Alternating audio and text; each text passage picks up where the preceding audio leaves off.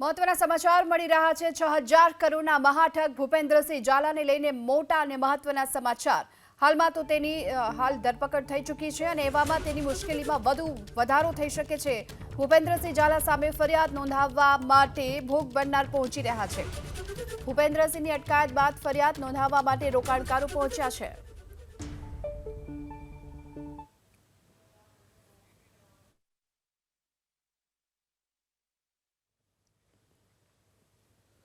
તો ભૂપેન્દ્રસિંહની બીઝેડ કંપનીમાં રોકાણ કરનારા લોકો અત્યારે સીઆઈડી ક્રાઇમ ખાતે પહોંચી રહ્યા છે અને તેઓ અત્યારે ફરિયાદ નોંધાવવા માટે પહોંચ્યા છે। જે લોકોએ રોકાણ કર્યું હતું, આ તમામ લોકો જે ભોગ બન્યા છે, તેઓ ફરિયાદ નોંધાવવા માટે પહોંચ્યા છે।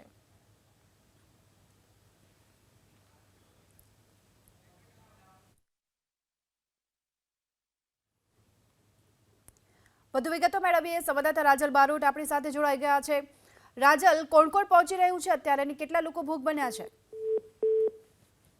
તો અમારા સંવાદદાતા સાથે હાલ ફરીથી સંપર્ક કરવાની કોશિશ કરીશું, પરંતુ આપને જણાવી દઈએ કે ભૂપેન્દ્રસિંહ ઝાલાની મુશ્કેલીમાં ઓર વધારો થઈ રહ્યો છે, કારણ કે તેણે જે લોકોને રોકાણ કરવા માટે અહીં રોકાણકારોને જે મોટી લાલચો આપીને રોકાણ કરાવ્યા હતા અને તેમને જે ઠગ્યા છે, હવે ત્યારબાદ આ તમામ રોકાણકારો છે તેઓ પહોંચ્યા છે અત્યારે સીઆઈડી ક્રાઇમ બ્રાન્ચની ઓફિસે। ફરીવાર રાજલ પાસે આપણે જઈએ, જોડાઈ ચૂક્યા છે। રાજલ, કોણ કોણ પહોંચી રહ્યું છે?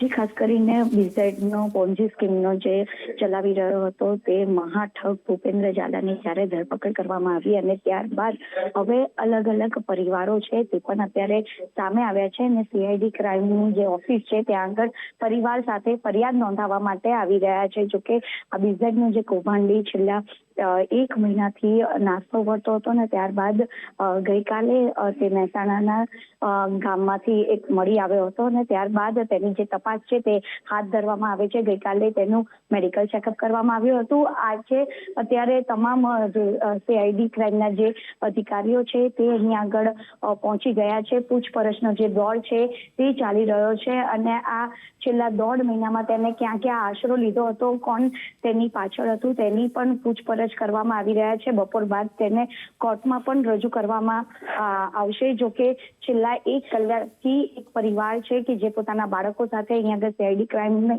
ઓફિસમાં આવ્યો હતો અને તેના વિરુદ્ધમાં ફરિયાદ નોંધાવવા માટે આવી રહ્યું છે। જોકે કઈ રીતે તેને લોકોની પાસેથી કરોડોના જે વ્યવહાર કર્યા છે અને આ આખા કૌભાંડમાં જે રાજકીય સંડોવણીનો ઘટસ્ફોટ પણ થઈ શકે છે તેવું પણ અનુમાન લગાવવામાં આવી રહ્યું છે।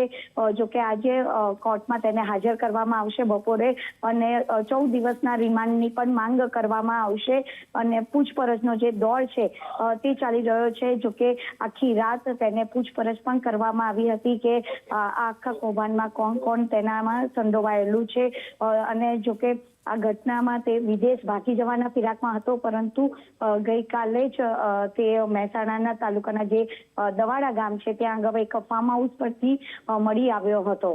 જી આભાર આપનો આ સમગ્ર માહિતી બદલ। જો કે મહાઠગ ભૂપેન્દ્રસિંહ ઝાલાએ 400 કરોડથી પણ વધુના ટ્રાન્ઝેક્શન કર્યા હોવાની કબૂલાત કરી છે। સૂત્રો તરફથી આ માહિતી મળી રહી છે અને તેની પૂછપરછમાં વધુ ખુલાસા થશે। બીજી તરફ રોકાણકારો પણ હાલ તો તેની સામે ફરિયાદ નોંધાવવા માટે પહોંચી રહ્યા છે।